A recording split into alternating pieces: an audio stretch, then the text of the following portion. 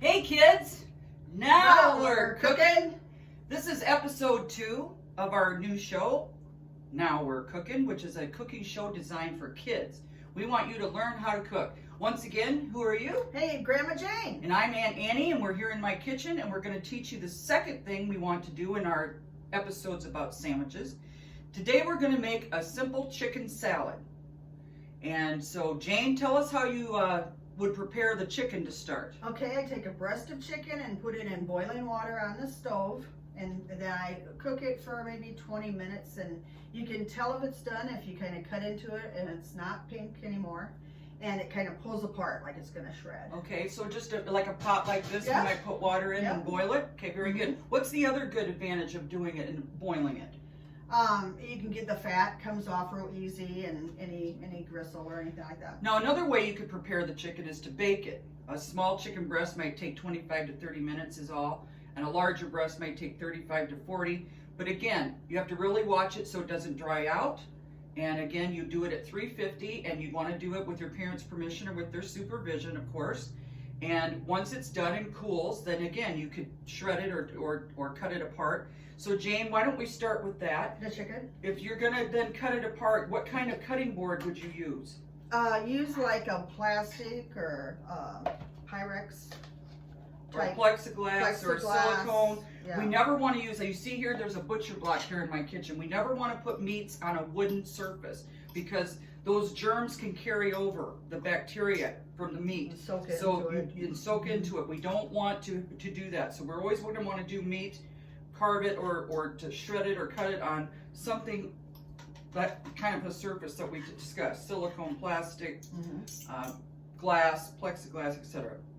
So once you have your chicken shredded, Jane, what do? Then you can chop up whatever other kind of ingredients you would like to put in it. Okay, now would this go to just chicken, or do we also, can we substitute, say, a can of tuna Yes. or two? Maybe some imitation crab or shrimp to make a seafood salad. Absolutely. It's all basically what we're teaching you kids Yeah. is a basic sandwich type salad. You also might just want to put it in lettuce or mixed greens or romaine or leaf lettuce if you want to skip the starch from the bread. And we'll talk later what kind of breads you might want to use as well. Okay, so now we have the shredded chicken in the bowl. Want some of that? Just, you want them all done? You want it all done? Sure. Okay. So we're going to make a bigger batch, okay? All right. And the good thing about it is you can always adjust how much stuff you put in based on how much meat you have. So when you did the meat on the stove, Jane, you said it took about 20 minutes? I would say so, yeah, once Okay. it gets boiling. Very good.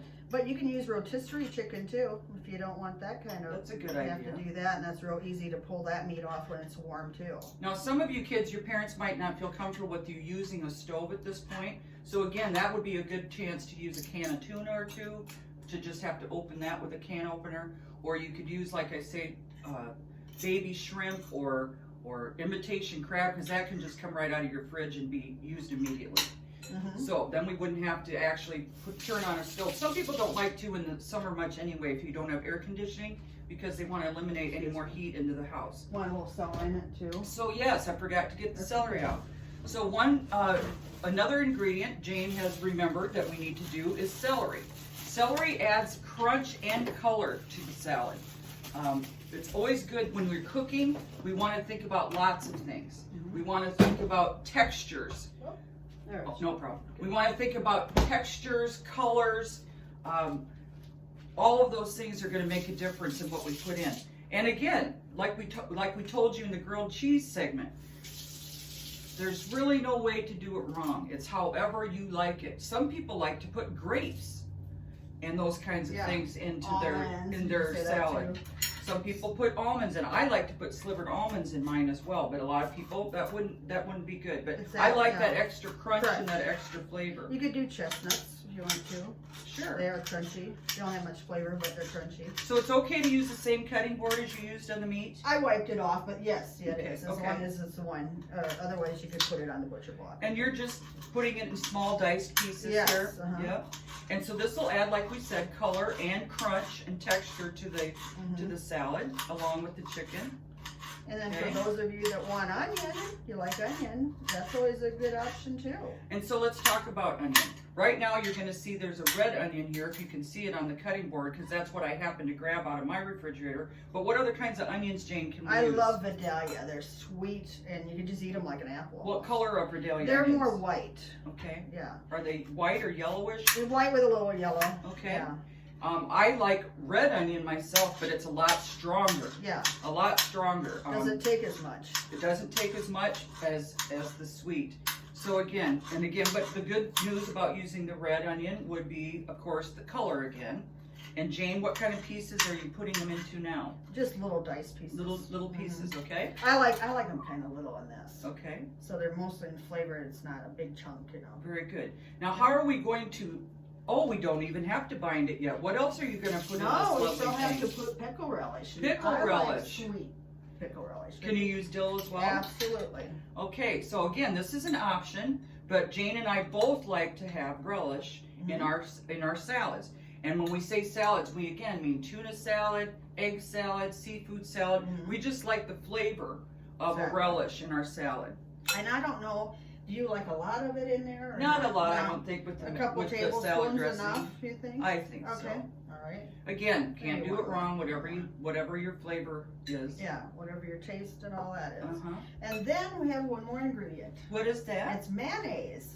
Okay. So, and I believe this is Miracle Whip dressing, right? Yeah, we can use mayonnaise. Some people hate salad dressing.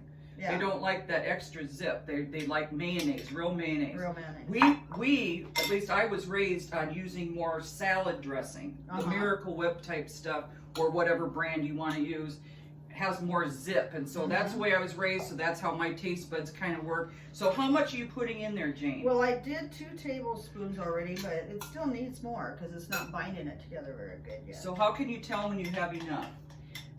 When it mixes, everything's kind of covered. Okay, You know, pretty much. it's a good way to say Without it getting too runny, too. You got to watch it on the pickle relish for that a little bit. It's a good idea, just like with our grilled cheese segment, to go slowly. You can always turn the burner up hotter. Yeah. To spoon it in smaller segments, because if you put too much in, you can't take it out.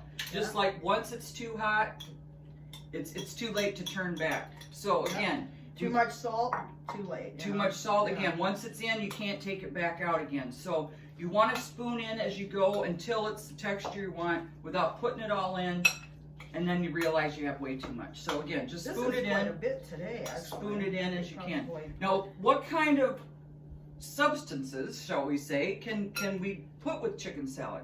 Put it into like a croissant. A croissant. It's delicious. Okay, that would be like these kinds of rolls Yep. that are very delicious. You can use any kind of bread that you have at home. You also might want to spread it on your favorite cracker. Again, like I said, if you have some mixed greens or iceberg lettuce or romaine or leaf lettuce at home, you may just, to skip the starch in the bread part, you might just want to put some of that in with your lettuce or your mixed green of choice, and that would be very delicious as well. Now, sometimes I like to add a little sugar even to this, but I'll let you do the taste test and see if you think it's got. And what does the sugar do, Jane? It just kind of cuts the tartness of the dressing, you know. And is that good? Is it a good one? Delicious. All right. Should we show them how to put it in a croissant? Sure. All right. Because that really looks pretty. We'll get it whenever on. Maybe Ron's dishes will be pretty to exhibit on there. Okay, and Jane, why don't you show us how to put that in a croissant? Okay, I like to take the croissant like this and cut it just through the side. Because croissants typically aren't pre-sliced. Yeah, So you're no. going to have to do that yourself very carefully. We don't want anybody getting cut. And you can lay a little lettuce in there if you want it this time, or just So again, you might want to put lettuce on this sandwich. Very good. it tastes good and looks pretty. We also can put, there's all kinds of breads. I've got some Vienna bread here. Again, you can use the same kind of bread that you use for your grilled cheese.